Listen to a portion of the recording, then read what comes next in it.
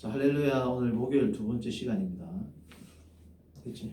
두 번째 시간이고, 지난 월요일 날 이야기했던 바와 같이 EST의 중요한 두 번째가 뭐였다고요? Interpretive Guide. 그러니까 조직신학적인 한계를 넘어가지 않도록 가이드라인을 주는 동시에 어떻게 조직신학에 함몰되지 않고 더 풍요롭게 신학 작업을 통해서 신학을 확장할 수 있도록 하는 게 뭐의 장점이라고? 이게 복음주의 조직신학의 아주 큰 장점이다. 그래서 저번에는 1장 26절 창세기 27절을 가지고 예를 들었는데 하나만 더 예를 들어봅니다. 우리가 잘 아는 요한복음 1장 18절입니다. 우리 같이 한번 읽어볼까요? 먼저 요한복음 1장 18절.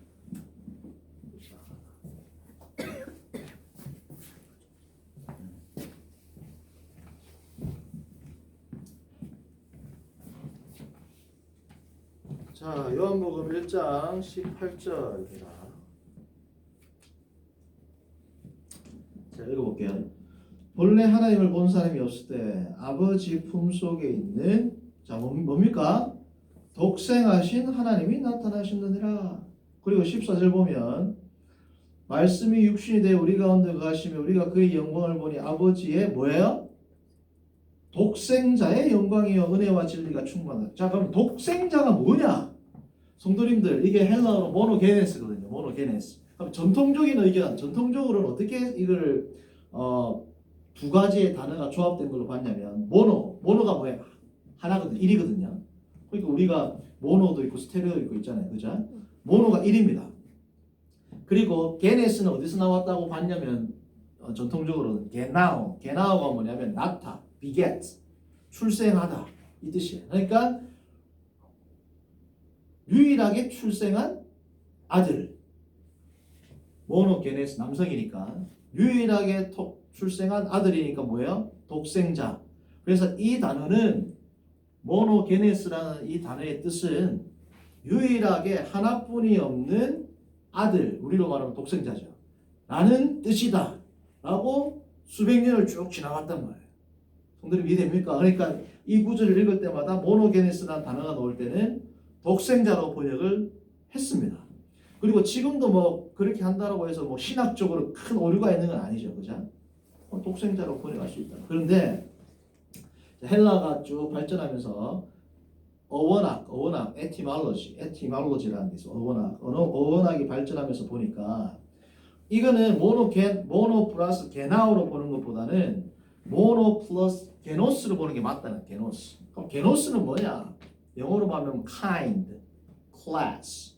그래서 이 게노스라는 말에서 나오는 영어가 뭐예요? 유전학을 말할 때 genetics 있습니다. 유전학이 뭐예요? 그 하나의 생명체를 구성하는 가장 기본적인 요소가 유전자잖아요. 그러니까 그래서 모노게노스라는 건 뭐냐면 유일한 클래스, 종류라는 거예요.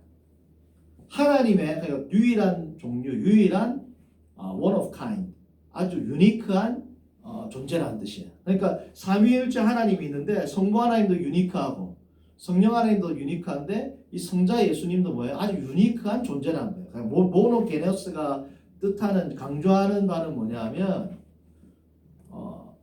삼위 하나님 가운데 성부 하나님과는 구별되지만 동일한 본질을 가지고 계신 존재라는 것을 강조하기 위해서 쓴 게 뭐예요? 모노게네스라는 뜻이에요. 그러니까 성도님들 그러면 예수님이 독생자가 아닙니까? 이렇게 나가면 돼요, 안 돼요?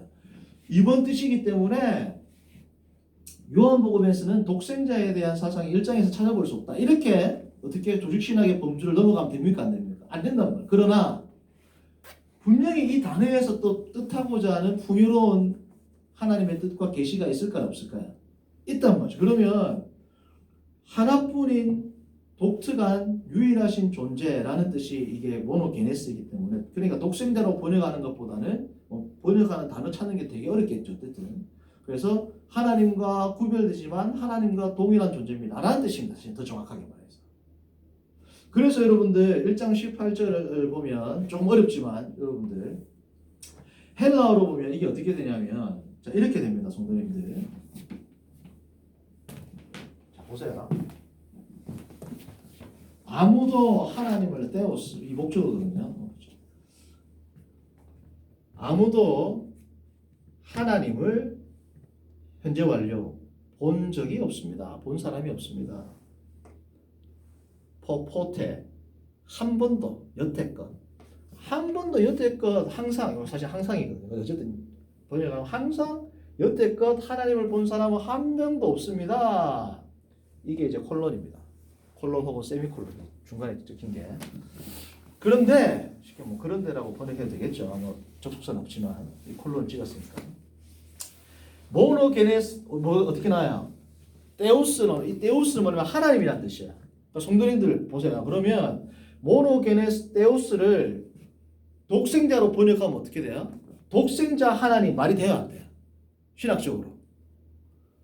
헬라어 성경에 모노게네스 데우스로 써놨단 말이죠. 그러면 독생자 예수님 해야지 말이 되지. 독생자 하나님 하면 됩니까? 안 됩니까? 말이. 안 된단 말이에요. 그러니까 이거는 독생자라는 뜻보다 뭐예요? 유일하신 하나님과 동일하지만 하나님과 구별되시는 그 하나님. 이렇게 하면 말이 돼야 한다. 예수님은 하나님이시지만 하나님과 구별되는 one of kind, unique class인 그 하나님이라고 하면 말이 됩니까? 안 됩니까? 그러니까 헬라어 성경에 이렇게 써놨단 말이에요. 그러니까 독생자로 번역하면 이게 번역이 돼야 안 돼요? 번역을 할 때 말이 됩니까? 신학적으로 말이 안 돼요. 독생자 하나님 이래. 이 여기서 말하는 하나님은 성부 하나님이야. 독생자 성부 하나님 말이 됩니까? 이게 완전 일 안 된단 말이에요. 그러니까 이 단어 자체가 독생자 다시 말하면 모노 플러스 게나오에서 온 단어라고 해서 모노게네스를 독생자라고 번역하는 게 옳은 번역이 아니다라는 것을 1장 18절 보면 바로 나온단 말이죠. 이해되죠, 여러분들?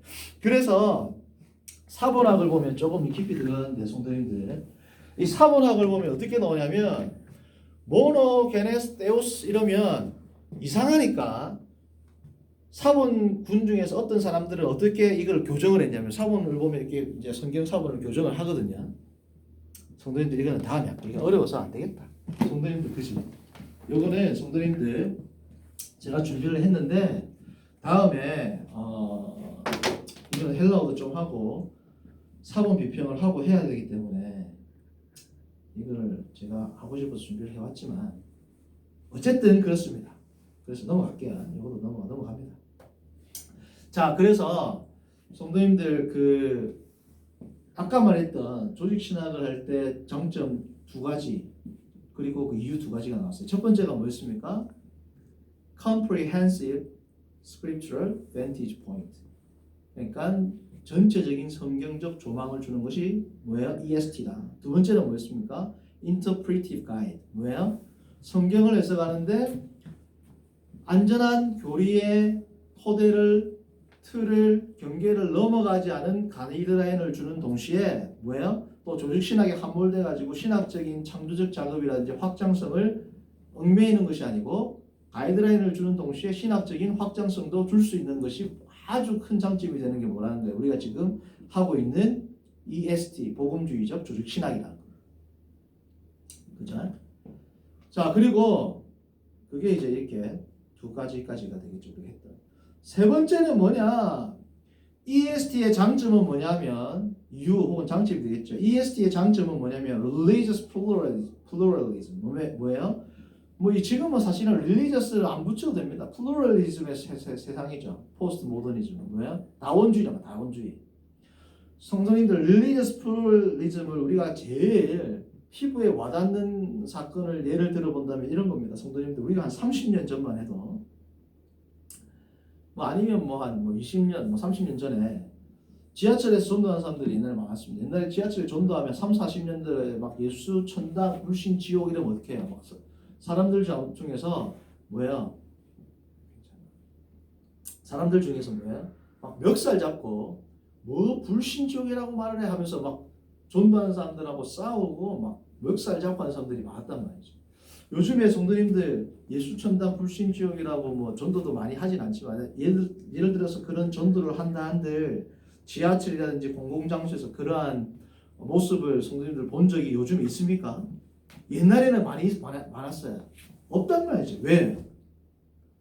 요즘 사람들은 다 religious pluralism, 종교적 다원주의의 세상에 살고 있습니다. 다시 말하면 뭐예요? 종교의 다양성이 있다.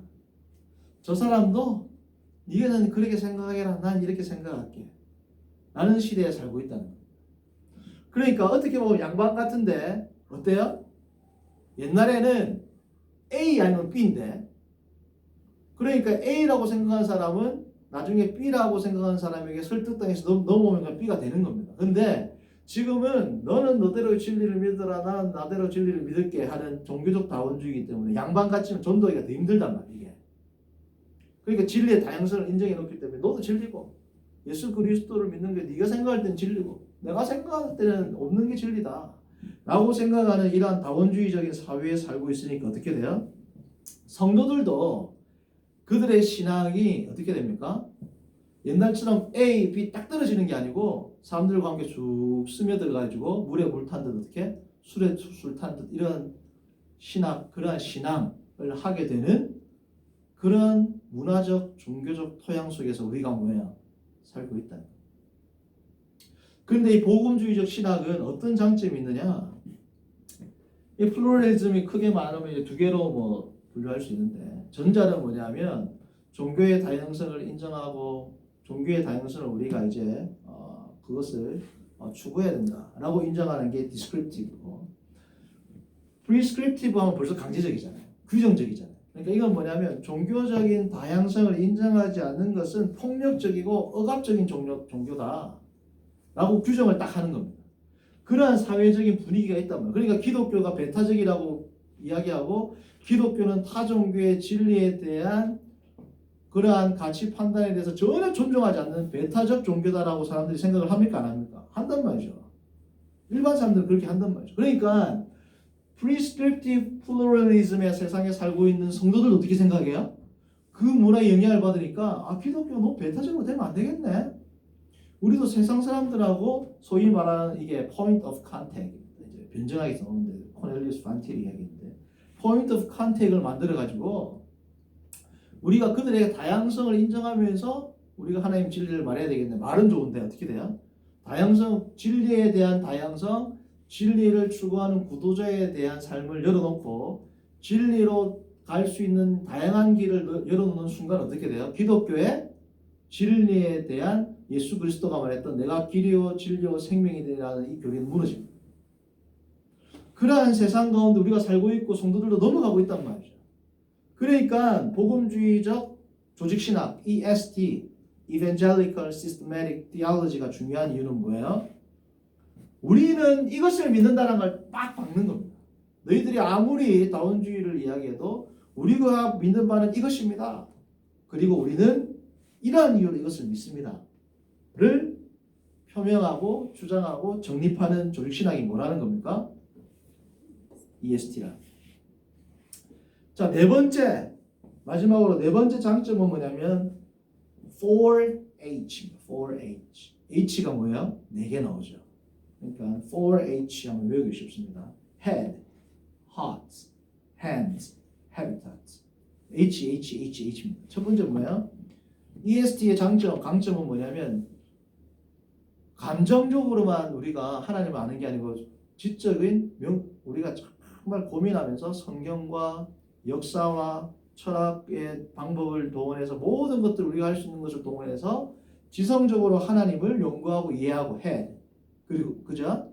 그것을 기반으로 우리가 이 마음속에서 하나님을 더 깊이 알고 더 깊이 사랑하고, 그리고 나면 어떻게 hands, 우리의 행위가 변화되고 바뀌고, 우리의 행위가 변화되면 habitat, 뭐예요? 우리의 지평과 우리의 지경과 우리가 살고 있는 이 지역에 있는 사람들까지도 어떻게 해요?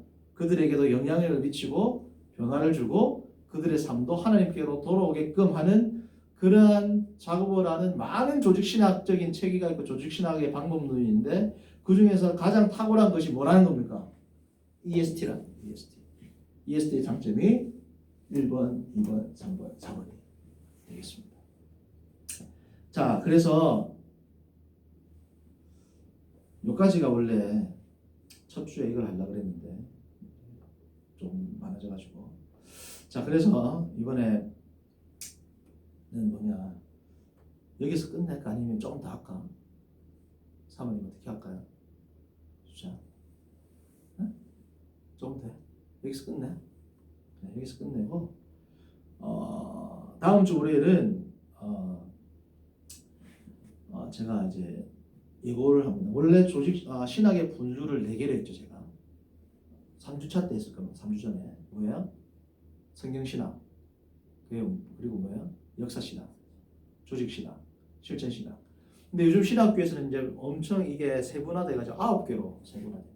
그러니까 성경신학은 비블리컬 스터디하고 비블리컬 디올로지로 세분화되고, 그리고 성경신학하고 독자적으로 허메뉴틱스 뭐야 해석학을 다루고, 그리고 조직신학을 다루고, 그리고 역사신학, 그리고 교회사.